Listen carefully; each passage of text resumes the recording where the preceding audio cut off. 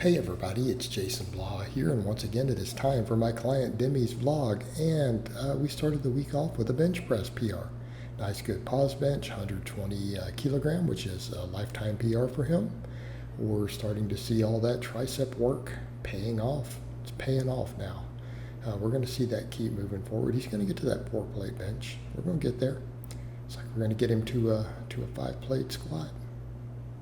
We get that 6-plate deadlift. It's all coming, right? And then upward and onward, right? Get him there. Supplemental work on max effort day. We're just doing some regular pause benching, sets of 10.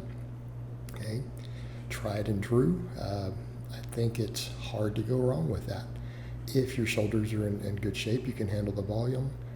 I think for almost anyone, it's perfectly acceptable on max effort upper day to just do 3 sets of 10 with a challenging weight on normal competition bench.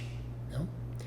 After that, he does some barbell rows, right? I have him doing barbell rows all 4 days right now, mainly because his lower body is stronger than his upper body. His benching, his rowing, everything else is behind his deadlift and his squat a little bit.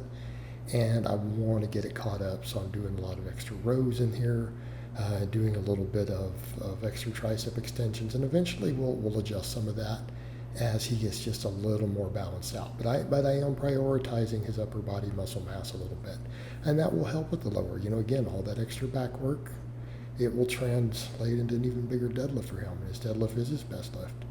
All right, we do after that we do skull crushers. We usually do some band press downs, right? All those things. For max effort lower, he didn't get it filmed. He's like, I swear I got it though, coach, but I didn't get it filmed. He did a 170 kilogram safety bar squat. I guess he had a filming issue, and it happens. Happens a lot with my lifters, and it sucks when we get a PR and we don't get it on camera, but at least it wasn't a meat lift. So, it's definitely not the end of the world. That happens sometimes. And we live with that. We live with that. It's going to happen from time to time. But he did manage to get filmed on that day, and I think he said he ran out of camera storage. He accidentally deleted the stuff. He ran out of space on the phone. Yeah, it happens. But he managed to get his belt squats and his reverse hypers in, which these are new exercises for him. He's still kind of getting that form down on the belt squat. Belt squats can be a little awkward, and he's a taller guy. He's up over 6 foot. You guys can probably guess based on the name that he's Dutch. They're very, very tall there. Isn't it the tallest country in the world? I could be wrong, but I've had other clients here in the Netherlands. I think, and it's either that or Iceland. It's the tallest country on earth. Tall people. The belt squat, it can be a little bit of a struggle, I think, for taller guys to really kind of find those right angles. Yours does the same thing on the reverse hyper. And, which I can see that I have to bend my elbows on mine, and I'm not as tall as him. So I get that, because I have that exact same reverse hyper. Same model as that Rogue Z hyper, which is built like a tank. That's one of those where if you've had a more budget one, and I've had a good budget one versus that, like when you put it together and you just get on top of it, you can tell where that money went. You know where that money went. The thing is built like a tank. It's tough. You're not going to break it though. You just got to keep it oiled. Just got to keep it greased. All right, dynamic effort. Bench day. He does speed bench. Then I have him do some incline work. Again, want to work the upper chest, the delts, all of that. We get into a lot of these debates on this, as far as a secondary lift, incline benching versus dumbbells. I really think it depends on the lifter. So many strong lifters I know swear by incline. I get good carryover out of it. And I know a lot of really top powerlifting coaches who don't like dumbbells, but I know some who love them. And I really think it depends on where your lifter is weakest. I think it's what it comes down to. It really does. When we're dealing with a lot of these accessory movements, especially on the bigger ones like that, especially a secondary press, I think what it comes down to is do they need just more lower pec versus really getting those delts stronger? Because the incline is kind of really a hybrid there. Do we need delt and some extra, a little bit of extra upper chest and things? Or do we just need flat out more pec mass? Right? And I think that's a big difference. And I think the incline is interchangeable for overhead.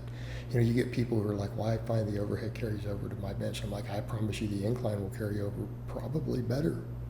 If you get a lot of carryover from the overhead, your incline will carry over. You will benefit from the incline, I promise you. All right, then of course he does his skull crushers. We do band press downs. All that stuff. It's the same day other than the incline work. And we may come to a point where I switch him over to dumbbells, but quite frankly, I don't need a lot of auxiliary pressing for him.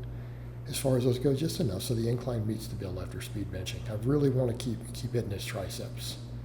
Hey, they're a high priority. I will eventually work him in some JM presses and stuff also.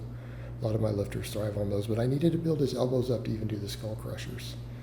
It can be a little tricky getting people who have tricep weaknesses. I have a history of them very quickly developing tendonitis if we attack the triceps too hard. Right? There are things that I've learned that need to be done for people who have a true tricep weakness. Especially if they already have a base. Like if they're a sub 2-plate bencher, not a big deal. But once someone has a little bit of a strength base, they're past benching a couple plates aside, and we start seeing a tricep weakness develop. We have to really build up their tendons because they're usually strong enough at that point they can do some damage. So I'm a little more careful about it. But I've had a lot of luck fixing those issues and getting through it and getting people up into that 3-plate plus bench, whose triceps are holding them back. All right, for his dynamic lower day, of course, we do speed boxes with the safety bar. We're doing speed pulls conventional style. He's doing good mornings. He's changing bars and stuff around a little bit. We're messing with some of this. We're noticing a little bit of overuse in certain places, so we're being careful of it. So again, he's noticing his elbows and things getting a little beat up by the straight bar. I'm like, that's fine, let's go over to the safety bar, right? It's a little more difficult. It can be a little more difficult. You're gonna have to use a little less weight, but it's fine, go over to that. So this is the stuff that he does. He does a lot of good mornings. We do belt squats, we do reverse hypers. And that's most of what he needs for his lower body right now. It's most of what he needs. That'll cover what we need out of it. Keep him moving forward. And then he has the belt squats and reverse hypers here at the end. So I hope it has been informative, and I will talk to you guys next time.